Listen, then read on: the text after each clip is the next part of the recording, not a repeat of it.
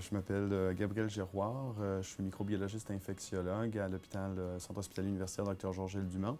Mon travail est à la fois clinicien et aussi microbiologiste, donc il y a une partie laboratoire. L'hépatite C, il y a quelques années, était considérée une maladie difficilement traitable avec des médicaments qui fonctionnaient entre 50 et 75% du temps, avec des médicaments qui étaient associés à beaucoup d'effets secondaires. La situation de l'hépatite C a tellement changé. Maintenant, on a accès à des médicaments curatifs uniquement par la bouche, plus d'injections. Avec pratiquement aucun effet secondaire. Mais c'est sûr que le contexte financier est toujours très complexe. Et ça, de corréler la clinique avec le laboratoire, ici étant le laboratoire de référence diagnostic en virologie du Nouveau-Brunswick, on était le premier laboratoire à répertorier au Canada l'adénovirus sérotype 14. Depuis quelques mois, c'est des biomarqueurs pour l'infection bactérienne, donc ce qu'on appelle la procalcitonine. C'est un test sanguin rapide qui nous permet très rapidement d'identifier un patient qui souffre d'une infection bactérienne sérieuse. Alors bonjour, je m'appelle Richard Garceau, je suis médecin microbiologiste au Centre hospitalier universitaire Dr Georges-Gilles Dumont.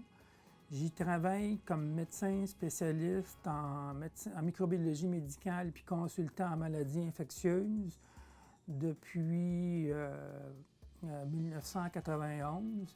Puis je suis aussi la personne qui a beaucoup travaillé pour créer le laboratoire provincial de diagnostic des maladies virales à l'hôpital Dumont. Alors, mon rôle, en général, c'est de m'occuper du laboratoire de microbiologie avec mes confrères et mes consoeurs.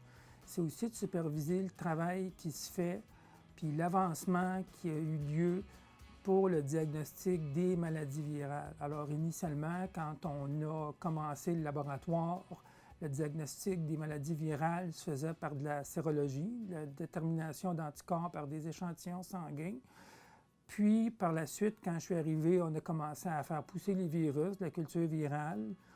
Puis, vers 1996, on a commencé à faire le diagnostic moléculaire des maladies infectieuses, en commençant par la chlamydia et la gonorrhée, le dépistage de ces maladies-là, au lieu d'utiliser d'autres types de technologies. Mais il va nous arriver, soit dans des spécimens de laboratoire qui sont soumis de routine, soit dans d'autres situations, tomber sur des situations exceptionnelles où, pour l'avancement de la science puis pour le bien-être de la communauté médicale, on va faire des rapports de cas, on va décrire des situations épidémiologiques où on va parler du fonctionnement de certains tests, dont des tests commerciaux qu'on utilise à l'hôpital pour faire le diagnostic des maladies.